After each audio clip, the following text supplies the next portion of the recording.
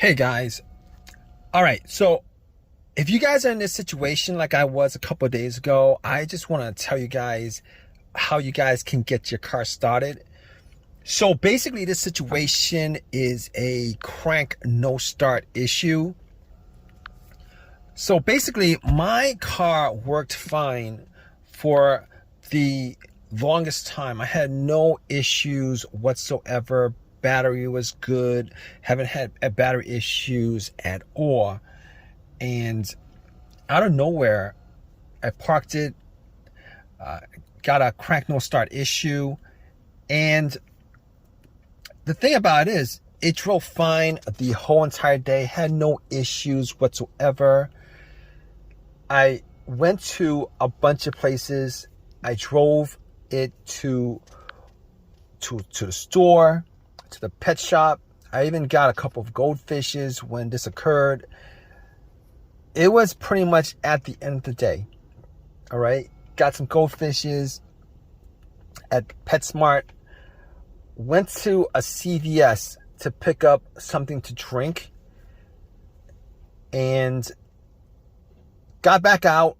Tried to start my car. And all I got was a crank, but it would not run. Crank, it would not run. Crank, it would not run.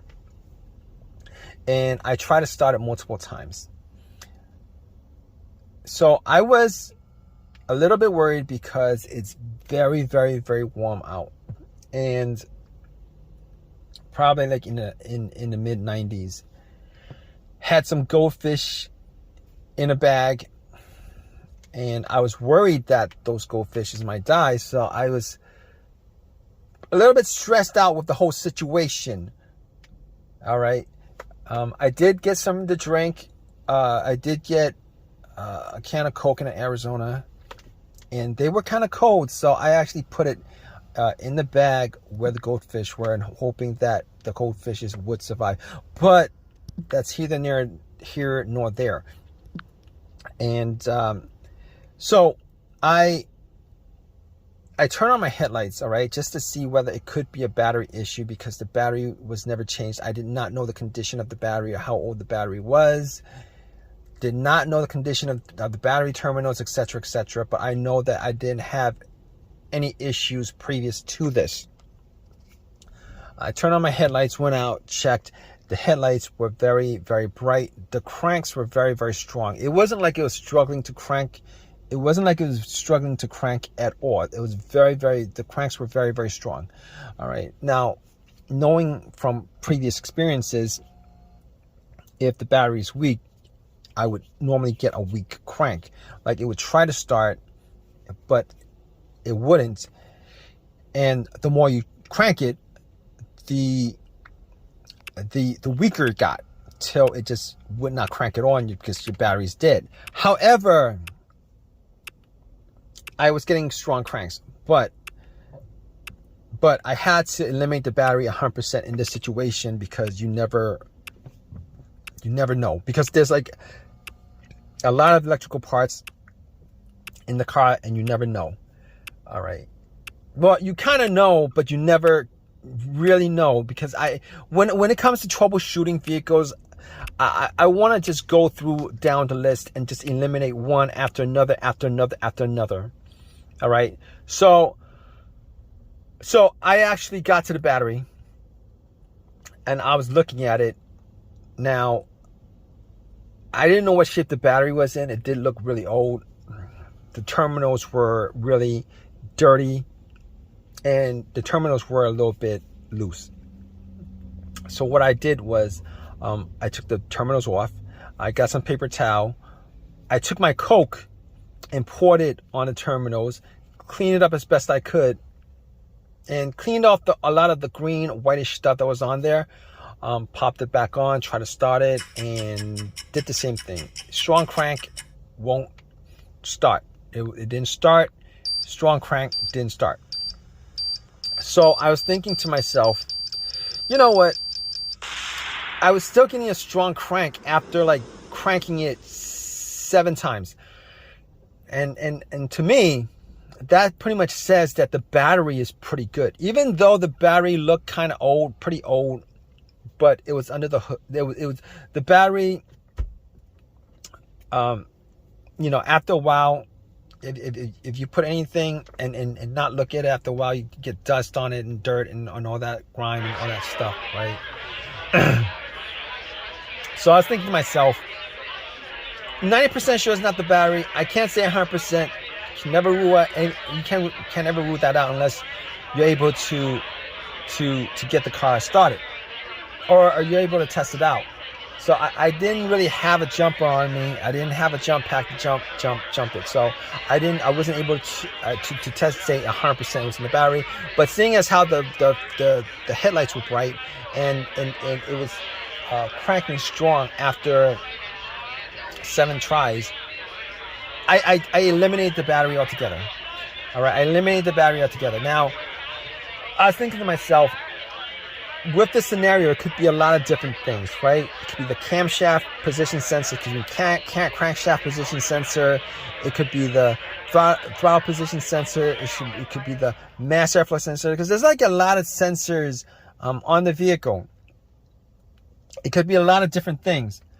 But here's how I was able to eliminate all those things. I was able to eliminate all those things because normally if any of those things were to cause this situation, there would be a check engine light. There would be a check engine light and sometimes the check engine light would be blinking, telling you that it's more of a serious issue. But here's the thing: I did not see a check engine light on the dash. There was no check engine light. I know that 100%. Not that I was checking out for the check engine light being an issue, but I was looking at the dash the whole entire day, glanced here and there, did not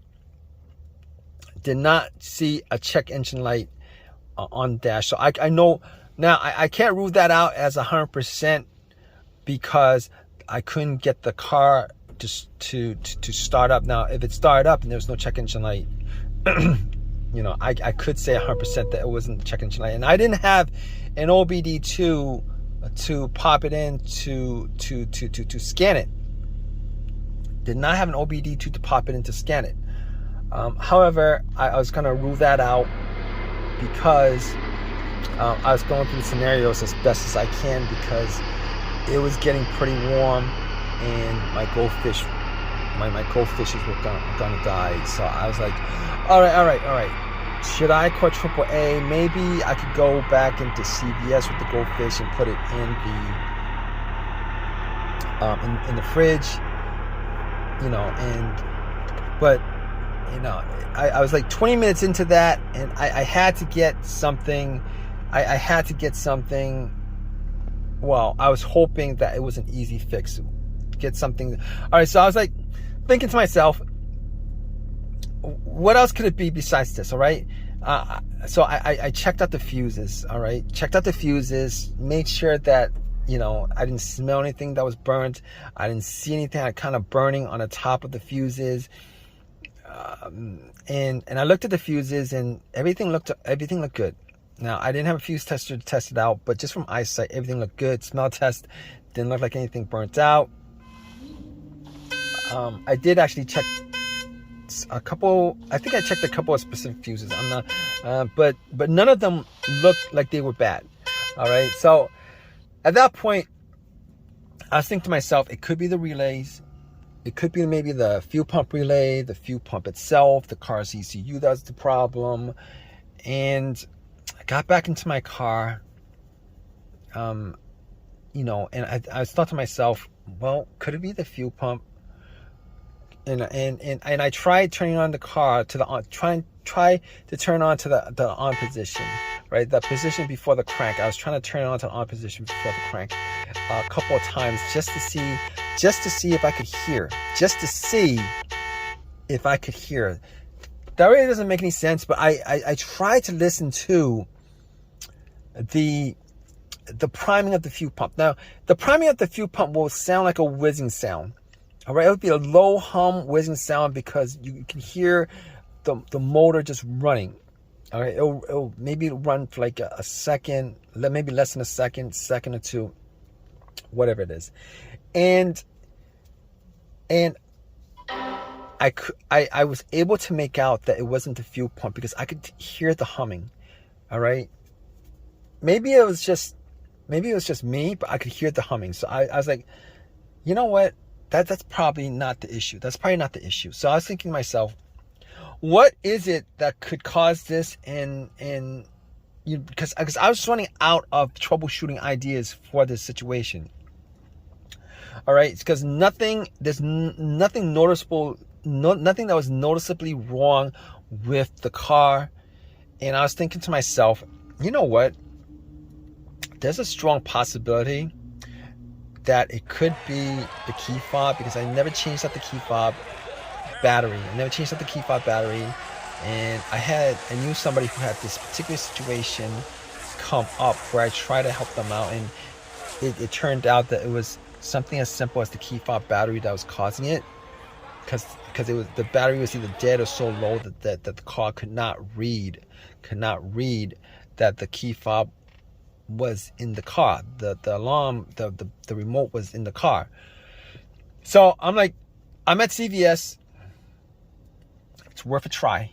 I'm at CVS. It's worth a try. It'll be a quick fix if that is the fix, and I could save my goldfishes, etc., etc. And I was like, all right. So I'm gonna take the key fob battery out, because anything outside of this, I wouldn't be able to diagnose without a scan tool, without going through all the fuses, without going through the relay, etc., etc. But since the fuel pump was making a sound, I knew that the relay was working.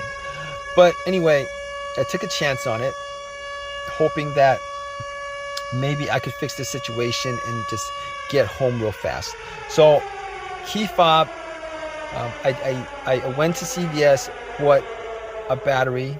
I took the key fob battery out because there's variations of the flat batteries, so I matched it up, put the battery in, ran back to my car and tried to start it. Crossed my fingers, hoping that it would start, so that the goldfishes would, I could save the lives of the goldfishes and get my car started without having to put in any more money outside of the $6 or $7 that I spent on the battery. And I turned it on. I tried to crank it. It cranked and it turned on. It cranked and it turned on, guys. So I was relieved, and I've had no issues with it since.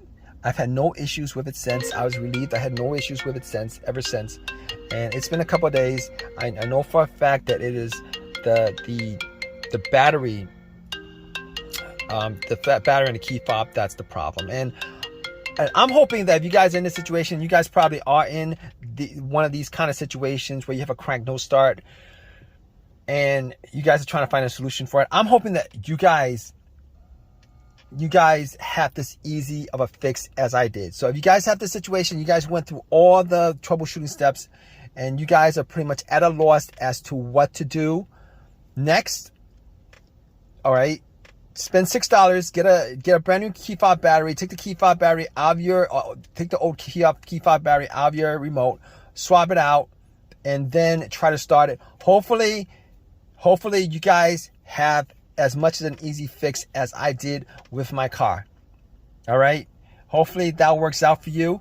If you guys have any comments, definitely leave a comment in the comment section. Please subscribe. Please give me a thumbs up. All that good stuff, right, guys?